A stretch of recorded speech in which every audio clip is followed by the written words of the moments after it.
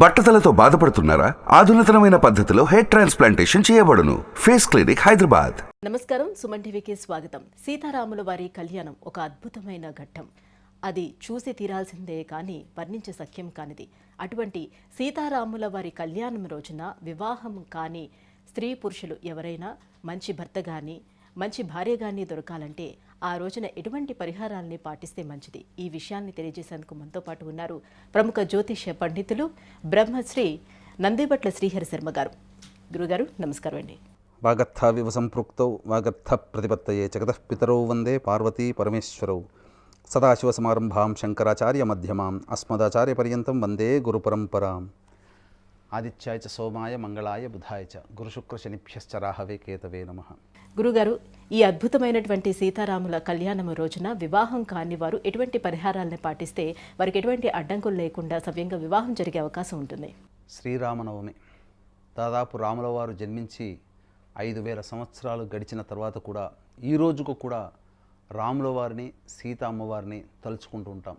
ముఖ్యంగా గమనించుకున్నట్లయితే ఈ యొక్క భారతావనిలో ఎవరు వివాహం చేసుకున్నా ఆ వివాహ మహోత్సవ ఆహ్వాన పత్రికలో సీతారాముల వారిని స్మరించుకుంటూ ఒక శ్లోకం ఉంటుంది.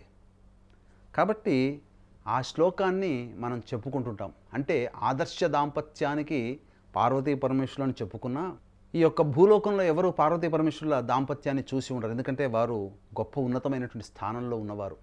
కానీ ప్రజలందరూ కూడా కని కాంచి తరించి పులకించి విని నోటితో చెప్పుకున్నటువంటిది ఆదర్శ దాంపత్యానికి ప్రతీక సీతారాముల వారి యొక్క దాంపత్య జీవితం.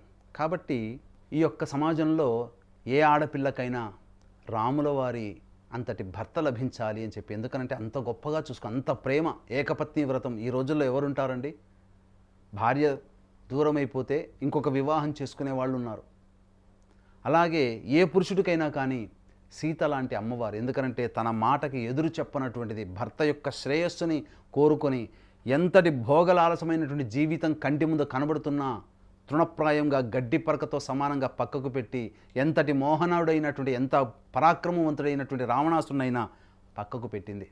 అలాంటి ఆదర్శమూర్తి పవిత్రమూర్తి అయినటువంటి సీతామ్మవారి లాంటి భార్య లభించాలని ప్రతి మనిషి కోరుకుంటుంటాడు, ప్రతి మగవాడు కోరుకుంటాడు. అది ఆశ కాదు, వాస్తవం. అయితే ఈ కలికాలంలో కూడా మంచివాళ్ళు ఉన్నారు. కాబట్టి అటువంటి చక్కటి దాంపత్య జీవితం కలిగినటువంటి జీవిత భాగస్వామి మనకు లభించాలని చాలామంది అబ్బాయిలు అమ్మాయిలు ఉవ్విళ్ళూరుతుంటారు.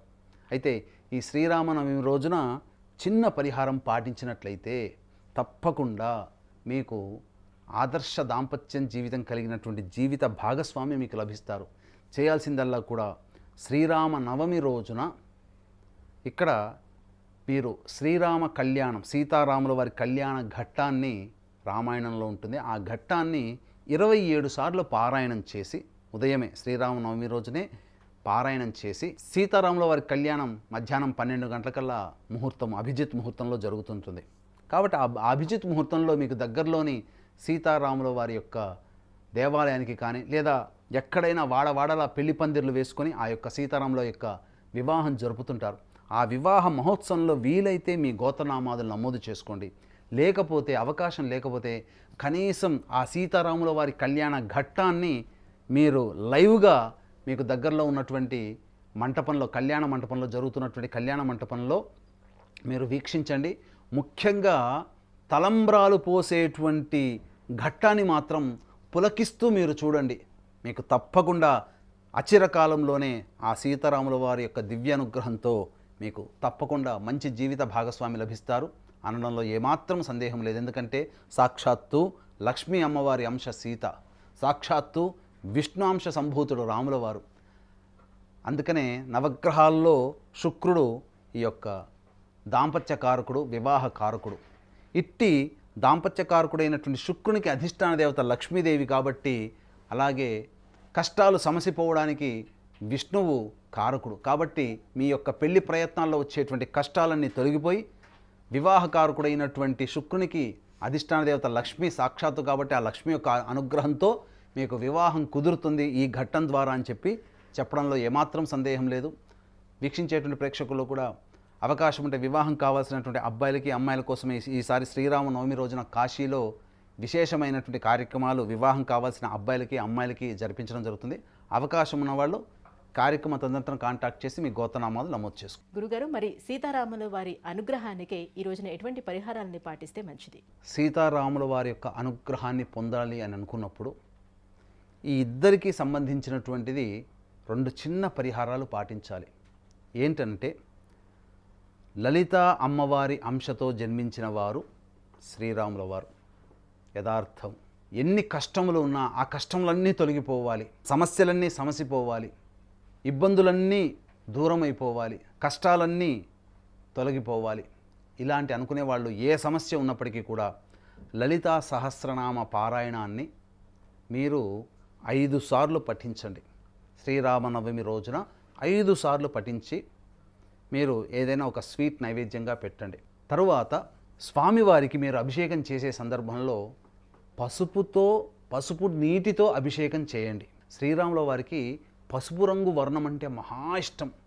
అందుకనే ఇది ధర్మం శాస్త్రం ప్రకారం చెప్పబడింది. కాబట్టి మీరు ఏ సీతారాముల వారి యొక్క చిత్రపటాన్ని చూసినా ఆయన ధరించే వస్త్రము పసుపు రంగులో ఉంటుంది, ఇంకా ఏ రంగులో ఉండదు. కాబట్టి పసుపుని వీలైతే 1 కేజీ పసుపుని దగ్గరలోని దేవాలయంలో మీరు దానం చేయండి. పసుపు నీటితో ఈశ్వరుడికి అభిషేకం జరిపండి. ఇక ఆడవాళ్ళైతే, వివాహం కావాల్సినటువంటి ఆడవాళ్ళైతే 3 ముత్తైదులకి పసుపుతో పారాణి అద్దండి. వివాహం కావాల్సిన అబ్బాయిలైతే తల్లిగారి చేత లేదా తోబుట్టువుల చేత 3 ముత్తైదులకి పసుపుతో పారాణి చేయండి. 3 ముత్తైదులకి ఇవ్వండి, పసుపు పారాణి అలంకరించండి.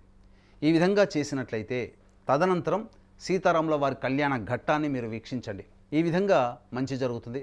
ఇక అమ్మాయిల కోసమైతే సీతామ్మవారికి అనుగ్రహం కావాలి అనుకున్నప్పుడు ఎర్రటి గుడ్డలో 2 గోమతి చక్రాలు, లేకపోయినా ఒక కొబ్బరికాయన కానీ ఉంటే 2 గోమతి చక్రాలు లేదా కొబ్బరికాయలు, సుగంధ ద్రవ్యాలంటే జాజికాయ, జాపత్రి, యాలకులు, ఇలాచి ఇలాంటివి, పచ్చకర్పూరం ఇలాంటివన్నీ పెట్టి ఎర్రటి గుడ్డలో మూట కట్టి మీరు ఆ స్వామివారికి సంబంధించినటువంటి ఆ ఘట్టానంతా కూడా, వివాహ ఘట్టాన్ని, అమ్మవారి స్వామివారి వివాహ ఘట్టాన్ని అంతా కూడా తిలకించి పారే నదిలో మీరు ఆ యొక్క కొబ్బరికాయని వదిలేయండి. చేసినట్లయితే తప్పకుండా మీకు మంచి జరుగుతుంది.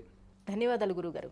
గురుగారు, సీతారాముల వారి కళ్యాణం రోజున వివాహం కాని వారు ఎలాంటి పరిహారాలు పాటిస్తే వారికి వివాహం అవుతుంది, మంచి భర్త లేదా భార్య దొరుకుతారు, ఈ అంశాలన్నీ కూడా తెలియజేసినందుకు ధన్యవాదాలండి. సర్వం శ్రీ ఉమామహేశ్వర పరబ్రహ్మార్పణమస్తు.